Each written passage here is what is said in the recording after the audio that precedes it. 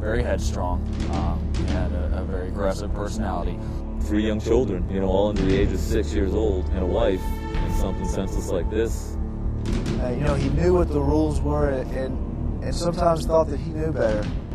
On 1 December 2005 at approximately 23:42 hours, Sergeant Bobby Barker was coming back from Fayetteville, traveling down Highway 210 northbound adjacent Gruber Road near Simmons Army Airfield. He was a standard young paratrooper.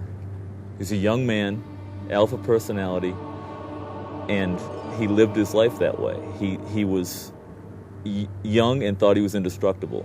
When he came around, he went from lane 2 to lane 1 into the turn lane.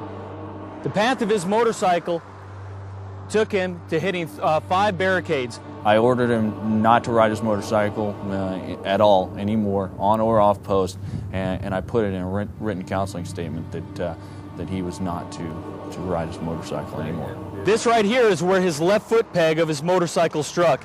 One of the marks he's putting on is a lot of guys are rethinking their approach towards motorcycles. I've heard at least 2 other friends and paratroopers mention how they're going to second guess keeping their motorcycles. The majority of this water barricade, which was full of water, actually disintegrated all over the roadway surface. He was probably a little more headstrong than normally E5 would be, and it carried over into pretty much every aspect. It was his personality. From about this section to this section, on down to the middle, was impacted by the side of his bike, which actually ripped it off. This portion to this portion was actually ripped off by his body. He had a very aggressive personality, which is the way he went about his work, very aggressively, but he also led his life that way as well. Sergeant Barker was then vaulted about 33 feet from impacting that concrete barricade to a point right about here where his head and face impacted the ground. We all love Bobby Barker. He was, like I said, sometimes, somewhat short in stature, and he had a certain personality like that made him seem a little bit taller.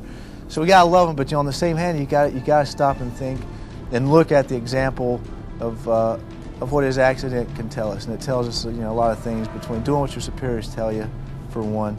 Go to the classes that people invested money on the post to provide to make you a better motorcycle rider, and then make good decisions because they ultimately impact your family as well as your fellow paratroopers. Sending him across this next water barricade, which then toppled him and threw him 75 feet into the middle of lane 1 and 2. Is this the right thing to be doing on R&R when I've got 3 children, 2 sons and a daughter, ages 5, 3, and 1 respectively, back at home at midnight? Another note about Sergeant Barker: his license was suspended out of Georgia, and he also did not have any motorcycle endorsement.